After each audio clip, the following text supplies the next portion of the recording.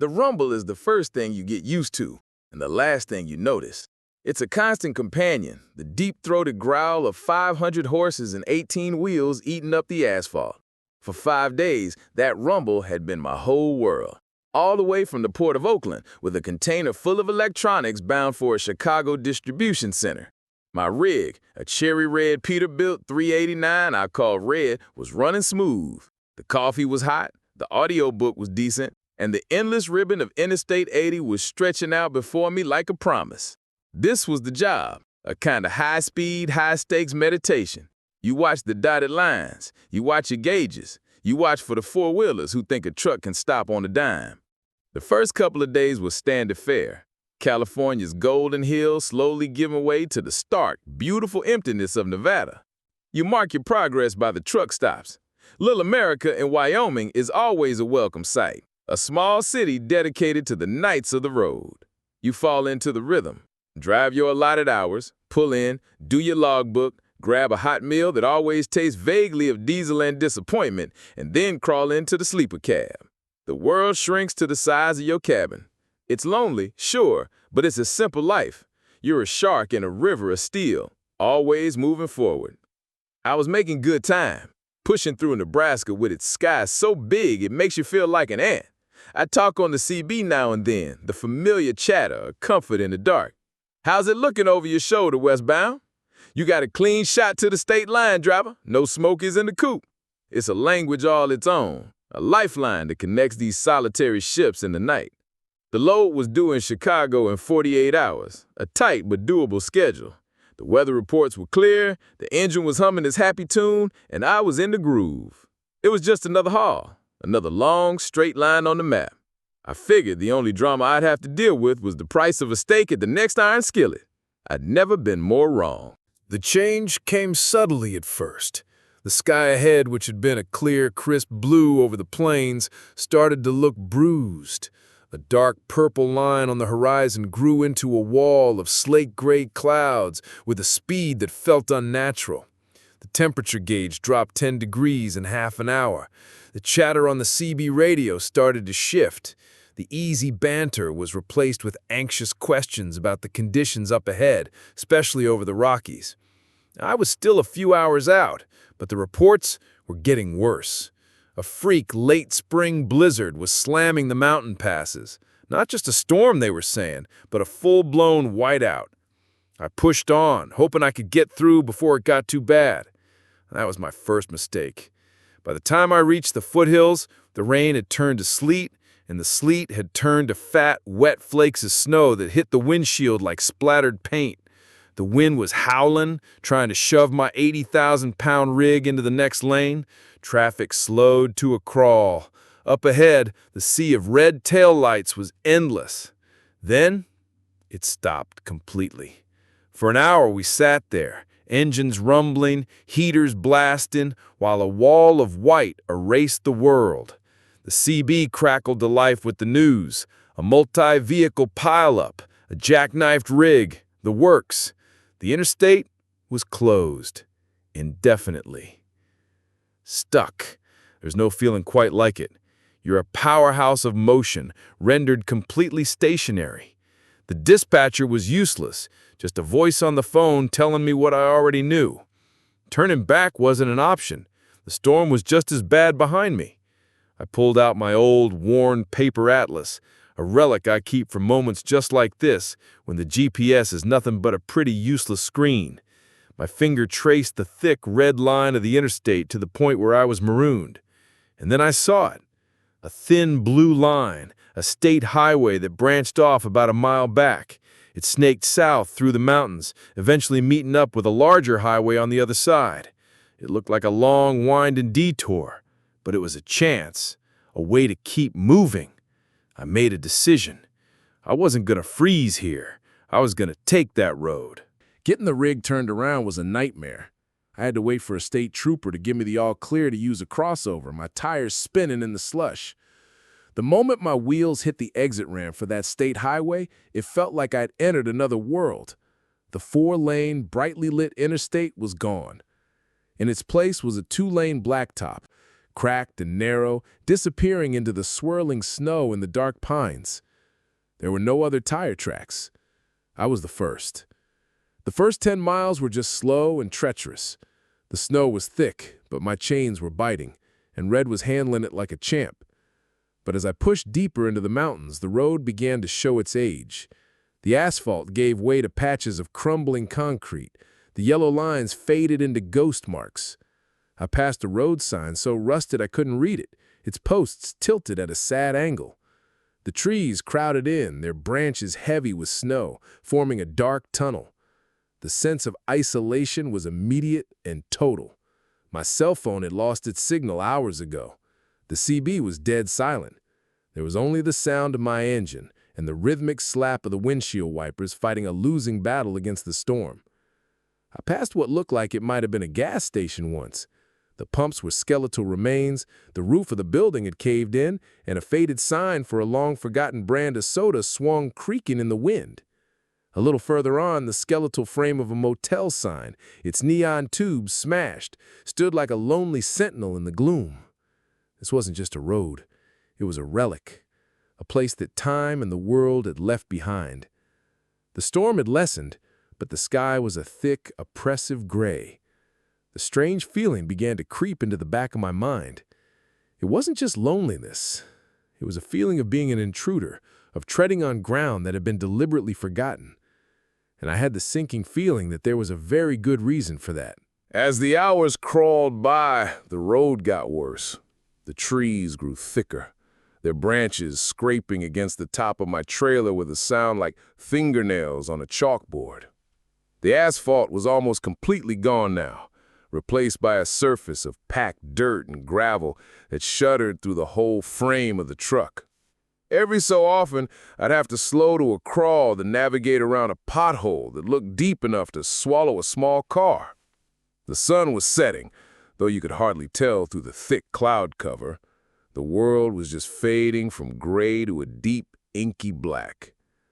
My headlights cut a lonely tunnel through the darkness, and the woods on either side felt like a solid wall. The silence was the worst part. The constant, easy chatter of the outside world had been completely stripped away. There were no other headlights, no distant hum of traffic, no blinking cell towers. The only sounds were the ones I made: the growl of the diesel engine, the creak of the suspension, the hiss of the air brakes. The silence was so profound it felt heavy, pressing in on the cab. I started talking to myself, then to the truck. "Come on, Red, just a little further. You got this, old girl." It was a way to fill the void, to remind myself that I was still there. Then a new sound began, a low, mournful groaning. At first I thought it was the wind, but it was too rhythmic, too constant. It was the sound of the forest itself, the ancient trees swaying and creaking under the weight of the snow. It sounded like a chorus of old men sighing in their sleep. It got under my skin. Every shadow thrown by my headlights seemed to twist into a strange shape. Every rustle in the undergrowth sounded like footsteps.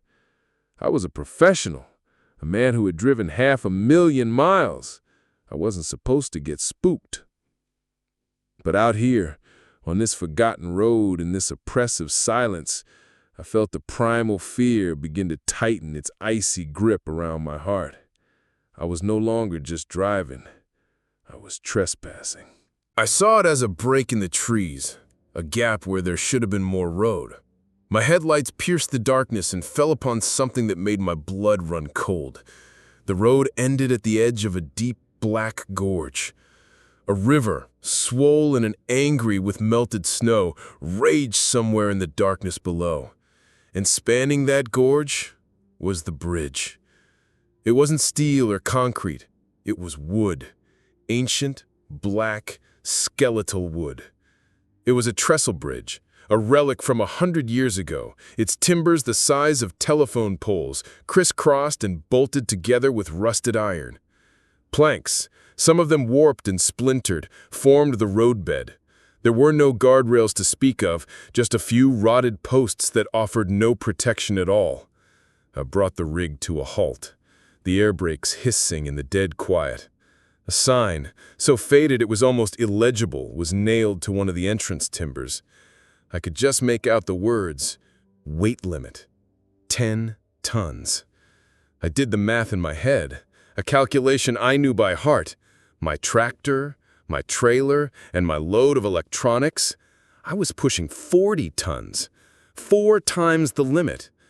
My heart hammered against my ribs. Turning back was impossible. The road behind me had been treacherous enough going downhill. I'd never make it back up the inclines, and I was running dangerously low on fuel. I was trapped. I killed the engine, and the sudden silence was deafening. I grabbed my maglite and stepped out of the cab. The air was frigid. I walked to the edge of the bridge, my boots crunching on the gravel. I shone the light onto the timbers. I could see rot, deep and cancerous in the wood. The iron bolts were bleeding rust down the posts. The whole structure seemed to groan under its own weight, a low, continuous moan that mixed with the roar of the river below. It didn't look like a bridge. It looked like a tomb waiting for an occupant. I stood there for what felt like an eternity, the flashlight beam trembling in my hand, caught between an impossible road behind me and an impassable bridge ahead. It felt like a test, a final, terrible question posed by this forgotten corner of the world. The decision wasn't really a decision at all. It was the absence of any other choice. I got back in the cab, my hands slick with sweat. I took a deep breath, put the truck in my lowest gear, and let out the clutch. The wheels of my tractor rolled onto the first wooden planks with a deafening crack and a groan of protest from the ancient structure. The entire bridge shuddered. I gripped the steering wheel so hard my knuckles turned white, my eyes fixed on the far side of the gorge, a distant, unreachable shore. I didn't dare breathe. Inch by agonizing inch, I eased the rig forward. The sound was a symphony from hell. The deep, percussive boom of the tires hitting each plank, the high-pitched screech of wood fibers tearing, the groaning of timbers under a strain they were never meant to bear. Through the gaps in the planks, I could see the black, churning water far below, a dizzying, terrifying sight. The whole truck was vibrating, shaking with the instability of the bridge. The cab swayed left, then right as the structure shifted beneath me. It felt alive, like a dying beast trying to shake me off its back. I was halfway across when it happened. A sound like a gunshot rang out. The entire rig lurched violently to the left. A plank directly under my driver's side wheels had snapped. The truck dropped a foot, and for one heart-stopping second, I was sure it was over. I was looking straight down into the abyss. I slammed my foot on the accelerator, not out of thought, but pure instinct. The engine roared, the tires spun, and for a moment, nothing happened. Then, with a scream of tortured metal and wood, the rig lurched forward, pulling itself off the broken plank. I didn't slow down. I kept my foot down, my eyes wide with terror as the rest of the truck cleared the bridge. The moment my rear wheels hit solid ground, I heard a tremendous splintering crash behind me. I didn't look back. I just kept driving, my body trembling uncontrollably. The ghost of the crossing burned into my mind. The decision wasn't really a decision at all. It was the absence of any other choice. I got back in the cab, my hands slick with sweat. I took a deep breath, put the truck in my lowest gear, and let out the clutch. The wheels of my tractor rolled onto the first wooden planks with a deafening crack and a groan of protest from the ancient structure. The entire bridge shuddered. I gripped the steering wheel so hard my knuckles turned white, my eyes fixed on the far side of the gorge, a distant, unreachable shore. I didn't dare breathe. Inch by agonizing inch, I eased the rig forward. The sound was a symphony from hell. The deep, percussive boom of the tires hitting each plank, the high-pitched screech of wood fibers tearing, the groaning of timbers under a strain they were never meant to bear. Through the gaps in the planks, I could see the black, churning water far below, a dizzying, terrifying sight. The whole truck was vibrating, shaking with the instability of the bridge. The cab swayed left, then right as the structure shifted beneath me. It felt alive, like a dying beast trying to shake me off its back. I was halfway across when it happened. A sound like a gunshot rang out. The entire rig lurched violently to the left. A plank directly under my driver's side wheels had snapped. The truck dropped a foot, and for one heart-stopping second, I was sure it was over. I was looking straight down into the abyss. I slammed my foot on the accelerator, not out of thought, but pure instinct. The engine roared, the tires spun, and for a moment, nothing happened. Then, with a scream of tortured metal and wood, the rig lurched forward, pulling itself off the broken plank. I didn't slow down. I kept my foot down, my eyes wide with terror as the rest of the truck cleared the bridge. The moment my rear wheels hit solid ground, I heard a tremendous splintering crash behind me. I didn't look back. I just kept driving, my body trembling uncontrollably. The ghost of the crossing burned into my mind.